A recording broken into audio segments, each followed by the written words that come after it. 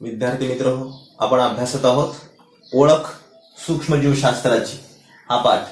आणि या पाठामध्ये या अगोदर आपण सूक्ष्मजीवशास्त्र म्हणजे काय आणि सूक्ष्मजीवांचा मानवाला होणारा उपयोग कसा आहे या सूक्ष्मजीवशास्त्राच्या दोन वेगवेगळ्या शाखा, एक उपयोजित सूक्ष्मजीवशास्त्र applied microbiology and industrial microbiology.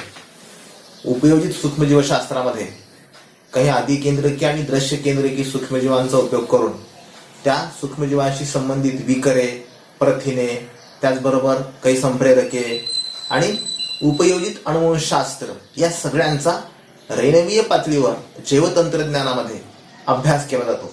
या शाखेला उपयोजित सूक्ष्मजीवशास्त्र म्हणतात. म्हणजे आदिकेंद्रकी, दृश्य केंद्रकी हे एक पेशीय सजीव आहेत आणि हे सगळे सूक्ष्मजीवांशी संबंधित यांच्यामध्ये असणारी विकर, प्रथिन, त्याचबरोबर उपयोजित अनुवंशशास्त्र आणि रैनवीय पातळीवर जैवतंत्रज्ञानाचा वापर कसा करावा या सगळ्यांचा अभ्यास करणारी सूक्ष्मजीवशास्त्र ही एक विज्ञानाची शाखा आहे. याला अप्लाइड मायक्रोबायोलॉजी म्हणतात. आता रैनवीय पातळीवर जैवतंत्रज्ञान कसं काम करतं? रैनवीय पातळीवर म्हणजे रेणूच्या पातळीवर, अणुपेक्षा पुढची पातळी, रेणूच्या पातळीवर तिथं काहीतरी बदल होतात. उदाहरणार्थ पाणी हा रेणू आहे, त्या रेणू पातळीवरच काम करणे. तर दुधाच्या रेणू पातळीवर काम करणारे अनेक उत्पादनं यामधून मिळवली जातात. त्यानंतर औद्योगिक सूक्ष्मजीवशास्त्र. औद्योगिक सूक्ष्मजीवशास्त्रामध्ये काय असतं? त्याच्यामध्ये या सूक्ष्मजीवांचा उपयोग व्यावसायिक तत्वावर केला जातो आणि यामधून आपला आर्थिक, सामाजिक आणि पर्यावरणीय फायदा केला जातो किंवा मोठ्या प्रमाणात उत्पादनं घेतली जातात. या सगळ्यांचा वापर औद्योगिक सूक्ष्मजीवशास्त्रामध्ये केला जातो. म्हणजे सूक्ष्मजीवशास्त्र, या औद्योगिक सूक्ष्मजीवशास्त्रामध्ये सूक्ष्मजीवांचा उपयोग करून औद्योगिक उत्पादन आपल्या आर्थिक फायद्यासाठी, त्याचबरोबर व्यावसायिक तत्वावर हे सगळे तयार केले जातात आणि पर्यावरणाचे देखील काही प्रश्न या औद्योगिक सूक्ष्मजीवशास्त्रामधून मिटवले जातात. आणि याबद्दलचं संशोधन सुद्धा याच्यामध्ये केलं जातं. उत्पादन केलं जातं, संशोधन केलं जातं, त्याच्यावर प्रक्रिया केल्या जातात त्या उत्पादनावर. या दृष्टीनं हे उपयोजित सूक्ष्मजीवशास्त्र आणि औद्योगिक सूक्ष्मजीवशास्त्र आपल्यासाठी उपयोगाचे. आता या अगोदर आपण औद्योगिक सूक्ष्मजीवशास्त्राचे काही पैलू अभ्यासले. कोणकोणते होते ते पैलू? एकदा आपण त्याच्यावर एक दृष्टिक्षेप टाकूया. काय होता पहिला पैलू? औद्योगिक सूक्ष्मजीवशास्त्राचा पहिला पैलू वेगवेगळी उत्पादनं, सूक्ष्मजीवशास्त्र या सूक्ष्मजीवांचा उपयोग करून वेगवेगळी उत्पादनं तयार करणे. त्यानंतर कचऱ्याचं व्यवस्थापन करणे हा देखील त्याचा एक महत्वाचा पैलू होता. आणि आणखी एक पैलू होता तो म्हणजे व्यावसायिक पातळीवर ही उत्पादनं तयार करून आर्थिक, सामाजिक किंवा आपला फायदा कसा करून घेता येईल या दृष्टीनं वेगवेगळी उत्पादनं तयार करणे, औषधं तयार करणे, त्याच्यावर काही प्रक्रिया करणे, नवी संशोधनं करणे, अन्न पदार्थाचा दर्जा वाढवणे, हे सगळे पैलू कशाचे? औद्योगिक सूक्ष्मजीवशास्त्राचे. आज आता आपल्याला एक उत्पादन, दुग्ध उत्पादन म्हणजे डेअरी प्रोडक्ट, कुठले कुठले दुधाची उत्पादनं तयार करता येतात या सगळ्याचा उपयोग करून त्याच्याबद्दल अभ्यासायचे. आता या अगोदर आपण अभ्यासलं दही. आपण घरी दही तयार करतो. हे दही तयार करण्यासाठी देखील सूक्ष्मजीवांचा उपयोग होतो. लॅक्टोबॅसिलाई नावाचे जीवाणू त्या ठिकाणी दुधामध्ये असणाऱ्या केसीन प्रथिनांना आळवतात आणि आळवल्यानंतर ते दूध घट्ट होतं. दूध घट्ट झाल्यानंतर दुधामधले लॅक्टोज शुगरचं रूपांतर लॅक्टिक आम्लामध्ये करतात. हे महत्वाचं आहे. दुधापासून दही होतं हे ठीक आहे, परंतु काय नेमका मध्ये बदल काय होतो? त्याच्यामधले केसीन नावाची प्रथिनं आळतात आणि केसीन नावाची प्रथिनं आळल्यामुळं पातळ दुधाचं रूपांतर घट्ट दह्यामध्ये होतं. आणि दूध मात्र आंबट नसतं, दही मात्र आंबट लागतं, कारण दुधामध्ये लॅक्टोज शुगर असतात. लॅक्टोज शुगरचं रूपांतर हे लॅक्टोबॅसिलाई लॅक्टिक ऍसिड मध्ये करतात आणि ऍसिडची चव आंबट असते.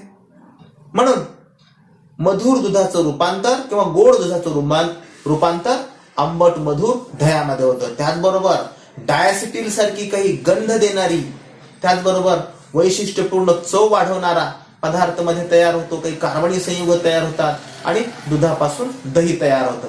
हे आपल्याला माहिती आहे. फार अगदी पुरातन काळापासून आपल्याकडं दुधापासून तयार केलेले पदार्थ जास्त दिवस टिकावेत यासाठी काही प्रयत्न केले जातात. आणि हे प्रयत्न सध्या शास्त्रीय पद्धतीचा उपयोग करून, जैवतंत्रज्ञानाचा वापर करून, बायोटेक्नॉलॉजीचा वापर करून हे सगळे पदार्थ टिकवण्यासाठी आता प्रयत्न होतोय. हा दोघांमधला बदल. आता कोणकोणते पदार्थ तयार केले जात होते दूध टिकवण्यासाठी? उदाहरणार्थ दुधापासून खवा केला जायचा. खवा हा दुधाच्या तुलनेनं थोडासा अधिक टिकणारा पदार्थ आहे. त्याचबरोबर दूध पावडर केली जाते. दूध पावडर खव्याच्या तुलनेनं अधिक टिकते. त्याचबरोबर आता आपण बेकरीमध्ये गेल्यानंतर आपल्याला पनीर मिळतं. ते पनीर दह्यापासून तयार केला जाणारा पदार्थ आहे. दह्यामधलं पाणी बांधून श्रीखंड करतात. श्रीखंड देखील दह्यापासून तयार केला जाणारा पदार्थ आहे. त्यानंतर योगर्ट. योगर्ट फक्त याचं एक वेगळं नाव योगर्ट. योगर्ट म्हणजे सुद्धा दहीच. दही म्हणजेच योगर्ट. त्यानंतर केफीर नावाचा एक पदार्थ आहे. हा केफीर नावाचा पदार्थ दुधापासून तयार केला जातो. काय केफीर? शेळीच्या दुधापासून तयार केलेला दह्यासारखाच एक घट्ट पदार्थ आहे ज्याला केफीर म्हणतात. किंवा गाय म्हैस व्याल्यानंतर एक घट्ट आपण त्याला खरूज म्हणतो त्याच्यासारखाच अगदी सुरुवातीच्या काळात प्रारंभीच्या 2 दिवसामध्ये 1 दिवसामध्ये जे दूध निघतं त्या दुधापासून एक घट्ट आणि अधिक पोषण मूल्य असणारा पदार्थ जो गाईच्या वासरांना पिल्यानंतर त्यांच्यामध्ये ताकद येते किंवा त्यांना भरपूर प्रमाणात त्यामधून प्रथिने मिळतात. अशा प्रकारचा एक पदार्थ पहिल्या दिवसाचं दूध जर आपण कुकरमध्ये लावलं तर त्याचा घट्ट असा गोळा किंवा त्याच्या वड्या करता येतात आणि त्याच्यामध्ये मग वेगवेगळ्या प्रक्रिया करून वेगवेगळी उत्पादनं तयार करता येतात. म्हणजे खवा, दही, चीज, लोणी किंवा वेगवेगळ्या प्रकारच्या क्रीम, केफीर, योगर्ट ही सगळी उत्पादनं काय दुधापासून तयार केलेली उत्पादनं आहेत ज्यामुळं या पदार्थांचा रंग बदलतो. आता वेगवेगळे रंग घालतात नंतर मध्ये खाद्यरंग मिसळतात किंवा फळांचा रस मिसळतात त्याच्यामुळे त्याला विशिष्ट प्रकारची चव येते. त्याचबरोबर गंध देखील वाढतो. त्याचा दर्जा वाढवण्याचा प्रयत्न केला जातो. म्हणजे काय सध्या हे सगळं बायोटेक्नॉलॉजीचा उपयोग करून केलं जात आहे. म्हणजे आधुनिक पद्धती. अगोदर दही तयार करणे, खवा तयार करणे इथपर्यंत होतं पण दूध पावडर तयार करणे नव्हतं. त्याच्यानंतर पाश्चरीकरण केलं जातं दुधाचं. आता योगर्ट तयार करत असताना दुधाचं पाश्चरीकरण करतात. पाश्चरीकरण म्हणजे काय? या क्षणिक तापमान वाढ केली जाते आणि क्षणिक तापमान वाढ करून क्षणिक त्याला लागायचंच कमी कालावधीमध्ये त्याला थंड केलं जातं. या पद्धतीला पाश्चरीकरण म्हणतात. साधारणपणे दुधासारख्या पदार्थाला 80 डिग्री सेल्सिअस पर्यंत अगदी कमी वेळेमध्ये सावकाशने कमी वेळेमध्ये तापवायचं. कमी वेळेमध्ये तापवल्यानंतर काय होतं त्या सूक्ष्मजीवांना त्या वाढत्या तापमानासोबत अनुकूलन करून घेण्यासाठीचा अवधीच दिला जात नाही. पटकन अगदी भरपूर मोठ्या प्रमाणामध्ये उष्णता देऊन त्याचं तापमान वाढवलं जातं सडन. म्हणजे काय ते सूक्ष्मजीव बदलतच नाहीत नाहीतर ते बदलून घेऊन त्या तापमानासोबत ते जगत राहतात. म्हणून क्षणिक तापमान वाढ आणि एकदम तापमान वाढ होत असतानाच ते सूक्ष्मजीव स्वतःला अडॅप्ट करतात आणि हे चालू असतानाच एकदम त्याला थंड केलं जातं. म्हणजे 80 डिग्री सेल्सिअस पर्यंत तापवायचं आणि झटकन त्याला 0 डिग्री सेल्सिअस पेक्षा कमी तापमानापर्यंत थंड करायचं. ही जी प्रोसेस आहे या प्रक्रियेला पाश्चरीकरण म्हणतात. मग हे असं पाश्चरीकरण केल्यामुळं काय होतं त्या पदार्थामध्ये हे उपद्रवी सूक्ष्मजीव आहेत ते सगळे उपद्रवी सूक्ष्मजीव मरून जातात आणि मग पाश्चरीकरण केल्यामुळं तो पदार्थ जास्त दिवस टिकतो. आणि यानंतर हे पाश्चरीकरण केल्यानंतर त्याचं चीज तयार करतात किंवा योगर्ट तयार करतात. परंतु चीज मात्र तयार करण्यामध्ये सूक्ष्मजीवांचा उपयोग होत नाही. चीज तयार करत असताना कवक तंतूंचा उपयोग होतो. आपण कवकांबद्दल अभ्यासलं. चीज असा एक एकमेव पदार्थ आहे ज्याच्यामध्ये कवक तंतूंचा उपयोग केला जातो. आणि मग ही योगर्ट सारखी उत्पादनं तयार केल्यानंतर त्याच्यामध्ये प्रथिनांची वाढ होते. योगर्ट म्हणजे काय दहीच. यालाच दुसऱ्या आपल्या शब्दामध्ये त्याला दही म्हणजे दही आणि योगर्ट याच्यामध्ये वेगळा बदल नाही. आणि मग ही झाली सगळी दूध उत्पादनं. आता पुढचं दुधातलंच एक पुढचं नवीन आता ही झाली एकंदरीत सगळी दूध उत्पादनं.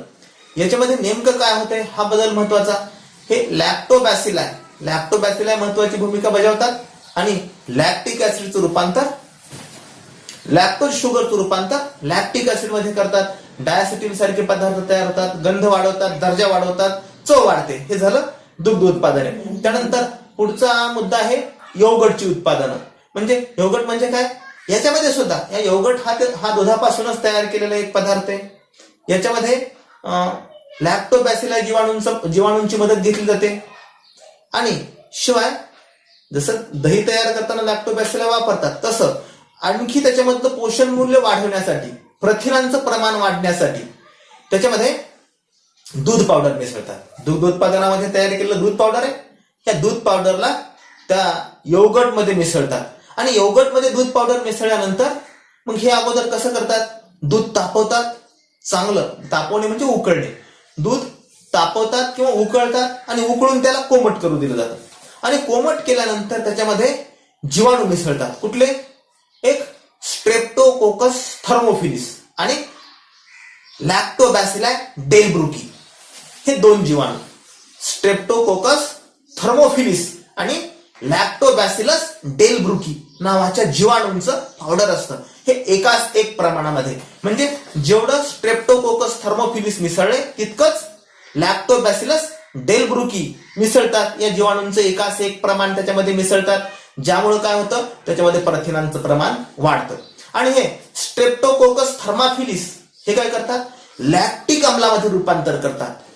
आणि लॅक्टिक अम्लामध्ये रूपांतर झाल्यानंतर ते आंबट लागतं चवीला.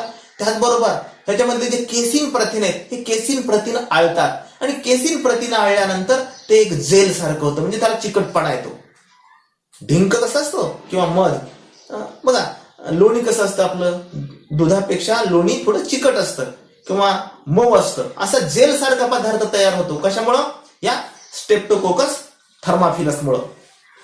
आणि दही घट्ट देखील बनतं. त्याचबरोबर मध्ये जे लॅक्टोबॅसिलस डेल्ब्रुकी आहेत, हे लॅक्टोबॅसिलस डेल्ब्रुकी काय करतात, याच्यामध्ये ऍसिटाल्डिहाइड सारखी काही संयुग तयार करतात. त्याचबरोबर डायसिटिल सारखे काही पदार्थ तयार करतात. त्यामुळे त्या योगर्टला विशिष्ट प्रमाणामध्ये गंध येतो, त्याची चव देखील वाढते, त्याला घट्टपणा देखील येतो आणि त्याचा पोत सुधारतो. आणि मग हे सगळं झाल्यानंतर त्याच्यामध्ये फळांचा रस मिसळतात किंवा काही कृत्रिम रंग मिसळतात, त्याच्यामध्ये मिसळले जाते. त्याला वेगवेगळ्या प्रकारचा स्वाद प्राप्त करून दिला जातो. आणि हे सगळं केल्यानंतर आपल्याला दिसायला ते आकर्षक वाटतं. लगेच आपण दुकानात जातो आणि आम्हाला ते द्या. आपल्या घरामधल्या पदार्थापेक्षा आपल्याला बाहेरचे पदार्थ का आवडतात?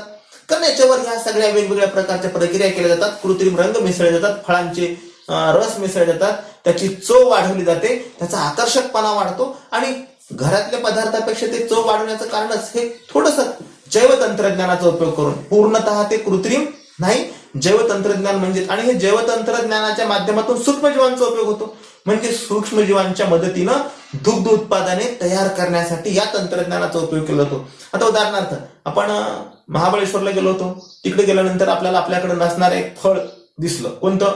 स्ट्रॉबेरी. लाल रंगाचं फळ होतं, थोडंफार आंबट मधुर त्याला चव होती. हे स्ट्रॉबेरी, त्याच्यामध्ये स्ट्रॉबेरी मिसळल्यानंतर ते तयार झालं ते स्ट्रॉबेरी योगर्ट.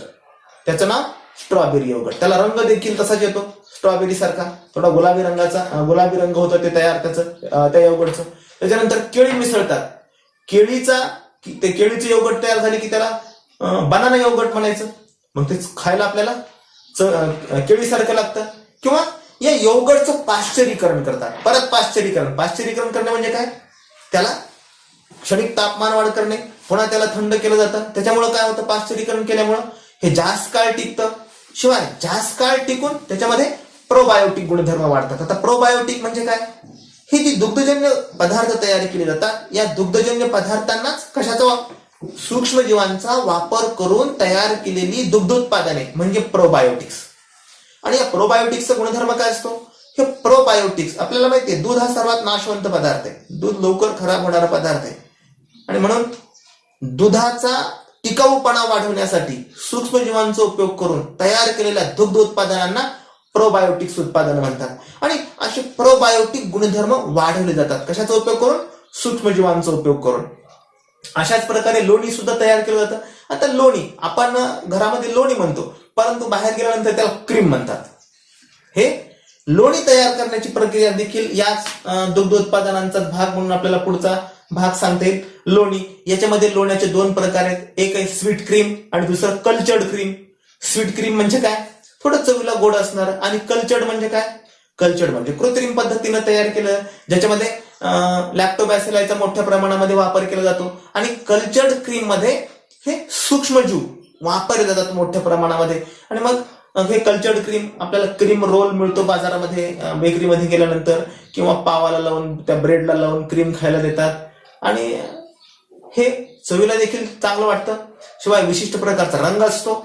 आणि रस्त्यावर खाताना अजून मध्ये धूळ वगैरे मिसळल्यानंतर तर पुन्हा बघायचंच काम नाही. म्हणजे काय? बाकीचा भाग सोडल्यास हे सगळे उपयोग आहेत कोणाचे?